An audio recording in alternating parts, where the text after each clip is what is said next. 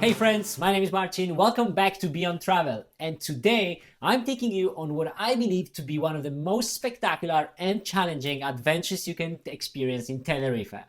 Climbing Spain's tallest mountain, the iconic Mount Teide, at night to catch the sunrise from its summit. My friend Jacek, who you might know from the La Palma hiking video, joined me on this unforgettable journey, and in this episode I'll share tips and advice on how to make the most of your climb. Make sure you watch until the end for an important 2025 update to this hike, but now, let's go beyond. Our adventure began at the Blanca parking area, located in the northern part of Teide National Park. Be warned, it only has 12 parking spots, so arriving early is crucial. We arrived to the parking lot around 1:30 am and took one of the last available spaces, so I recommend arriving by 1 am to ensure a spot and to allow for a more relaxed start. It's now 1:15 am at our base. Jacek is making some warm tea. And before we know it, we're gonna kick off in about 15 minutes for a climb. Should last about 4 or 5 hours. And let's see, is it worth it to go up during the night for the sunrise? Are we gonna make it? The initial 45 minutes of the hike were relatively easy. The wide dirt path and gentle incline made it feel like a regular evening walk, just in a complete darkness. We were treated to a stunning moonrise, which added a touch of magic to this part of the journey.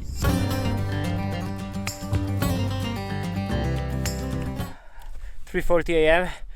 We just crossed 3,000 something meters. How do you feel, Jacek? Awesome. Awesome. It's a chocolate break now, which is super hard. Next stop, the Altavista Refuge, which is the closed, unfortunately. And here's where things get a little confusing. According to the official Volcano Teide website, the Altavista Refuge should be a well-equipped mountain shelter with dormitories, heating, and cozy amenities, a perfect rest stop before the final ascent. However, it has been officially temporarily closed since 2020 pandemic, with no reopening date announced. Just to say, it will be 5 years soon. So we just got to the height of the refuge. There's plenty of people. The refuge is actually open, a lot of people sleeping. We're doing a little stop for a tea and a bit of changing clothes, drying clothes, because the last probably 400 meters it's been pretty tough. Up, down, quite a lot of rocks. It's okay, but the wind was pretty heavy, so we got sweaty and cold, which means this is a very good spot to stop, have a drink, have a warm tea, which you have to bring with yourself. We did not expect that, but I was sure that the refuge is closed, and it turned out that all the refuges are actually open. You don't have to book, you just show up, and there are bunk beds everywhere, and you just can warm up and sleep. But it's first come, first serve. We were the last one, so we're the last one to serve. How do you feel, Jack? It's fucking cold. 3,300 meters, it is cold. So if you plan to use the refuge, prepare for the unexpected. And please comment below to share your experience for future climbers. For us, stepping inside, even briefly, was a welcome relief from the cold and wind.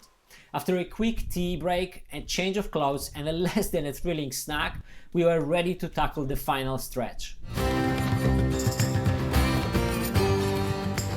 With just 500 meters of altitude left to climb, the most challenging part of the hike lay ahead. The trail grew steeper, the air thinner, and the darkness heavier.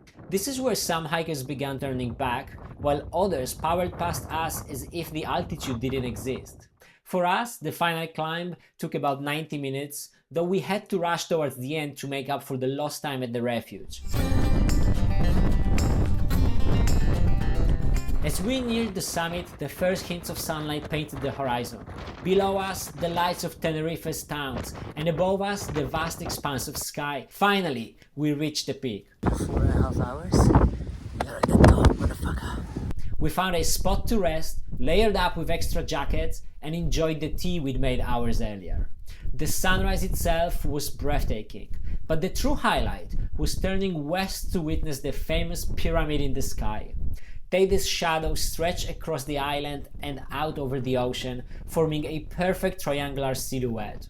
Although photos and videos look great, they don't do it justice. It's something you just have to see for yourself.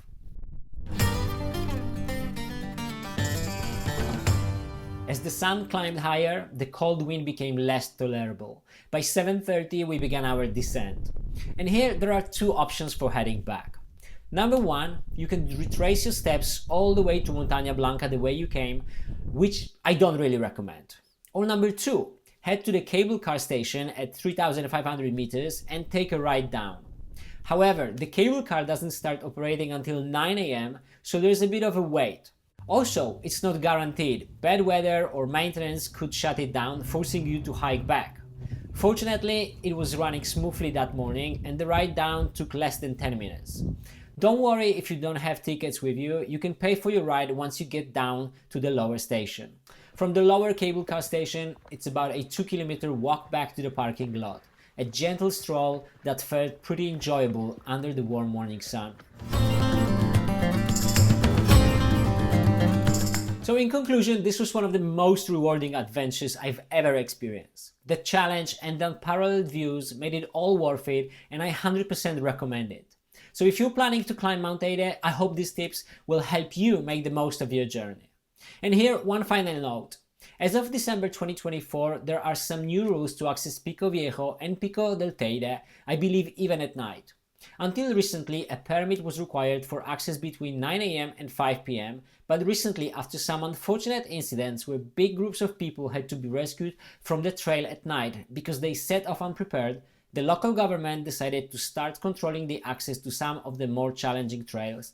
Therefore, you must now register ahead of time via a new website, where you can also find a lot of information about hiking in Tenerife. You can find this and other useful links below in the description. Thanks for watching Beyond Travel, and if you enjoyed this video, don't forget to like, subscribe and share your hiking stories in the comments below. And if you'd like to see more hiking adventures, make sure you check out this video here. Until the next time, and happy hiking!